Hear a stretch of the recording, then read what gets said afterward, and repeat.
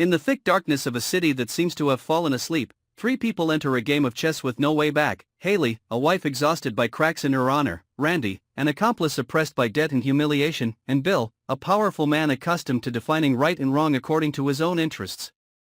This article lifts the curtain on a cold plan orchestrated by the smell of fake alcohol, the sudden prick of a needle, and a musty warehouse where power is tied to ropes. There, anger and inner conflict clash relentlessly, personal motives emerge like hidden blades, and every choice carries a price. This is a story of betrayal, calculation, and decisions that push people to the edge of despair to regain their autonomy. The night sank completely into a heavy stillness, like a black cloth thrown over everything that was still breathing. Hayley moved with a heartbeat restrained by the cold discipline of someone who had rehearsed every step, every angle, every feigned glance.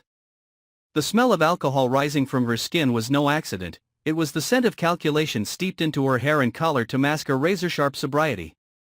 Randy waited in the dark, lurking like a shadow grown from the smallness of fear and the invisible debts he had signed with his own weakness. When Bill appeared, the moments slid like the edge of thin ice. A smile, a backward step, a staggering posture staged to bait pity. The instant Bill lifted his hand as if to steady her, the needle pierced skin, pooling into a decision that could not be withdrawn. In a heartbeat, Hayley and Randy turned the darkness into an accomplice, the parking lot into a stage, and Bill's carelessness into a confession. They flung open the car door, swallowed him into its hollow like a secret, and left behind the metallic chill of the night carried on the wind. When Bill opened his eyes, the empty warehouse rattled, tin roof rusted, ropes cinched tight, and the damp stench of abandoned things forming a crude but effective cell. Each breath tasted of iron-tinged confusion, every jerk of his wrists sanded against the rope into thin burning lines. Bill recognized these hands accustomed to backroom understandings and a voice that knew how to make others believe what he wanted. But here, the language of power stood naked, stripped down to the rough thud of a heart and the shame of being trussed up like a stray prey animal. Betrayal punched through the proud shell he wore as armor, because the face behind it wasn't some nameless stranger, but Hayley, the woman who'd once looked at him as a guarantor of the future, and Randy, whose timid steps had trailed him begging for a chance to stand close to the warmth of influence. What shattered wasn't only trust, it was the entire scaffold of self-confidence Bill had raised on the boggy soil of moral compromise, now exposed, sodden, and rank. Hayley stood at a safe distance, as if she herself feared what her hands had become. In her chest, a lava flow tried to keep its shape, not love, not hatred, but a toxic blend of both, spiked with resentment and the instinct to survive. She had brushed the border of exhaustion too many times while sketching the image of a devoted wife, had hosted dinners, smiled, and plastered over the cracks crawling across the family's wall. The trudging steps between home and hospital after Bill's stroke had once convinced her she was doing right, that with enough patience the world would slide back into orbit. But orbits never belonged to a wounded pride. When Hayley discovered hidden accounts, murky contracts, midnight calls with names she was never allowed to know, when she understood that her love had been treated as decor on a negotiating table, her compliance snapped like frayed rope. She hadn't chosen violence out of instinct. She selected it as a component in the equation of survival. Tonight, the parking lot and the warehouse were only the physical shapes of a mental strategy forged long ago. Randy wasn't born cruel, he was born weak.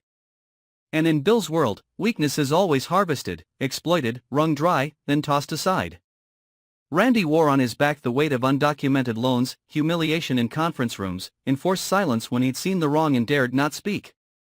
He had stood at the thresholds of many opportunities, shoved back by invisible arms that operated the levers he could never touch. In Randy, Hayley saw a warped mirror of herself, a creature who knew fear, endurance, and the angle of a bowed head, and who also knew the back alley shortcuts around kitchens, across lots, past doors left unlocked because no one believed anyone would dare. They had come to each other not out of trust, but out of an animal recognition. Both understood that decency could no longer purchase what they wanted to keep. Bill sat motionless in his bonds, but his anger did not sit still. It crept up his spine like a leaking current, scorching through memories of times he had relented, the meetings where he had paraded Hayley as a decorative signal, the seductive promises to partners he never intended to honor. He knew he wasn't innocent, which made the betrayal all the more bitter. To be stabbed for incompetence was one thing, to be struck for cleverness that grew careless was bearable, but to be dropped by the one person he'd consigned to a permanent safe zone of his own design, that was a slap across the ego, a spike driven into the self he had coddled too long. He twisted, feeling the rope rasp his skin like an overdue primer on first principles. No one may fall asleep on a throne while those nearest count the dripping seconds of disdain. Hayley's plan didn't end with the capture.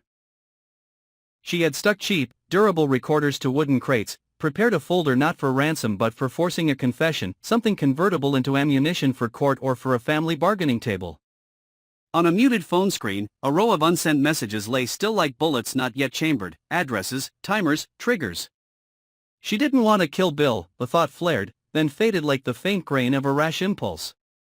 She wanted to ruin the mask that had bled her dry, to prove he had shoved her to the edge, that everything she did was the reflex of a body choking for air. In another corner, Randy plotted exit routes.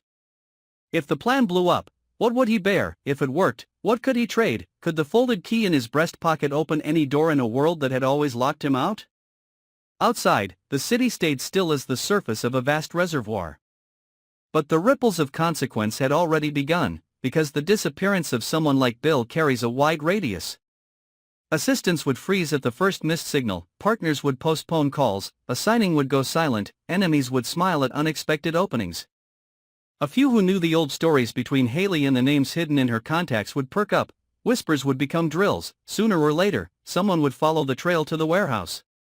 Hayley knew time was the only rope whose end she still held. She had to use it to bind the truth to her design before it looped back as a noose. Inside, the confrontation moved without words.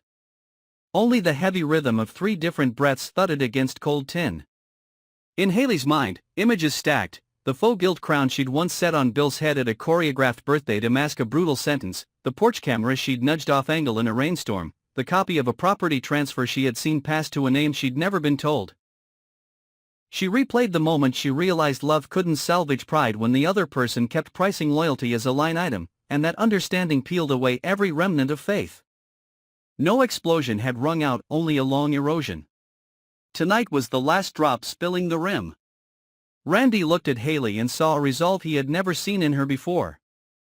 It wasn't the resolve of a grifter after cash, it was the resolve of someone repositioning the scale. He understood that once the rope was cut, the world would never look the same, even if all 3 were still breathing. He also knew he had gone too far to go back.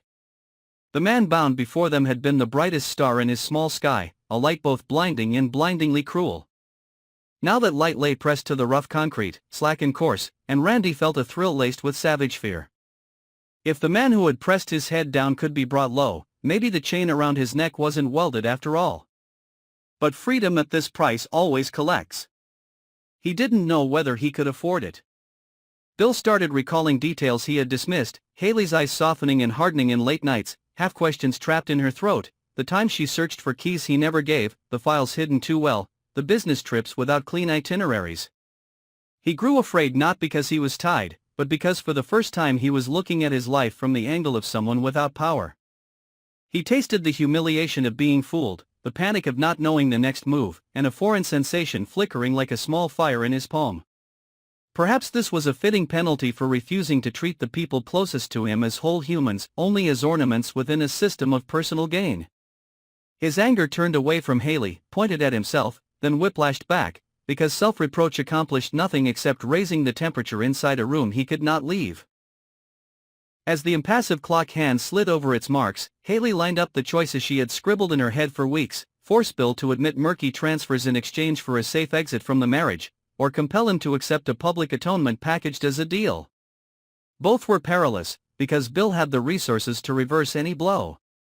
But she understood the asymmetry could not be borne forever. She needed a jolt to kick the orbit off its old track. If she failed, she would be crushed; if she succeeded, she would carry the scar for life. Randy suggested a shorter route: use a slice of the documents to trade with an outside player, craft one more pivot point.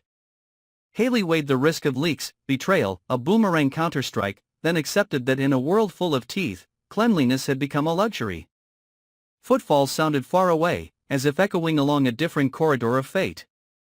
Hayley flinched, Randy tightened, Bill held his breath. It was only the wind pushing a loose sheet of tin. The 3 sank back into their private voids. There, anger grew into shape, cast into choices. Hayley fed it like a beast on a chain, fighting to keep it from biting her own hand. Randy stirred it for courage, knowing it might tear the last vulnerable skin he had left. Bill argued with it using old logic, that whoever holds power defines right and wrong, that he had done only what survival and victory demanded. But he knew those arguments couldn't douse the fire in the woman's eyes across from him, nor quiet the quick, harsh breathing of the man who used to bow and now waited for him to collapse. The night stretched longer than usual at the cliff's edge. The line between act and consequence was as thin as the rope tying Bill's wrists. Hayley stepped forward, not to rub salt into a wound, but to announce to herself that she had come this far and there was no return route. She lit her phone, her finger hovered over the icon that would send a compressed packet. Inside it were the scraps she had gathered from the seams of Bill's carelessness, the handiwork of someone underestimated too long learning to become a tailor of intrigue. Randy stood beside her, eyes locked on the creeping progress dots like a gambler fixed on the wheel. Bill closed his eyes and, for the first time, forced himself to imagine a life after tomorrow without the chair, without the line of people waiting for his signature, without the deference in their gaze. He felt hollow, then light, then frightened by that very lightness. The deciding moment made no sound. It happened in a fingertip to glass, a skipped heartbeat, a current across skin. The data arrowed outward like a shaft freed from a bowstring, like a bird from a cage unaware of storms ahead. Hayley didn't know who would meet it first, the police, a lawyer, or one of Bill's enemies. She only knew the narrative no longer fit wholly in her hands, but not in his alone either. Randy exhaled, a long breath like someone who has swum through black water to touch spongy earth. Bill opened his eyes. Something changed color at the bottom of them, not mere humiliation, not pure hatred, but a newborn resolve rising from ruins, undecided between restitution and revenge. Outside, dawn was still far off, but a seam of light stitched itself thin along the horizon like a promise. In the warehouse, 3 people stood at 3 corners of a skewed triangle of power. Each understood that after this night, relationships once named husband and wife, associate, superior and subordinate would dissolve into new words: battle line, hostage, bargaining chip, evidence. Each understood that rage can propel, and it can open pits. Hayley accepted the pit as the price of buying back her pride. Randy saw it as the road he must cross to avoid drowning. Bill accepted it as a warning that his empire was not invulnerable. And at that silent intersection, the real war began. Not with a blast, but with the quiet tilt of a scale, with schemes lengthening, counterblows cued, and a declaration never written down but carved deep into the hearts of those inside. Dawn did not arrive as absolution but as a ledger freshly opened, its first line already stained. The warehouse exhaled the night it had swallowed, leaving behind the metallic aftertaste of fear and ambition, and 3 altered lives standing in the draft. Hayley felt the tremor in her hands recede, not because she was free, but because she had finally chosen the price of her freedom and stamped her name under it.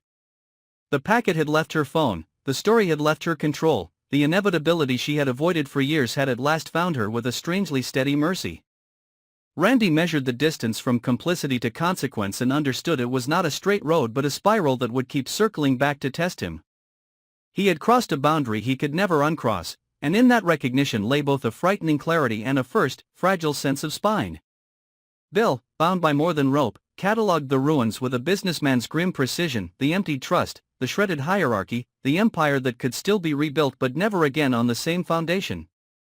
He did not rehearse apologies or vows of vengeance, he inventoried leverage and loss and saw that both had changed hands overnight. Outside, traffic would wake, offices would light, rumors would stretch themselves and begin to run. Lawyers would call, enemies would sniff opportunity, allies would become auditors of loyalty. Inside, no one pretended that justice or victory had chosen a side. What existed instead was a reset axis, a hazardous equilibrium that asked each of them to walk its narrow beam without blinking. Hayley would carry the scar of agency, Randy would carry the weight of courage arriving too late, Bill would carry the shock of being mortal within his own machinery. And as the sun finally climbed, unimpressed, unhurried, the day offered nothing resembling closure, only a new field of angles and shadows where resolve must keep earning its shape. The war had not ended, it had perfected its terms.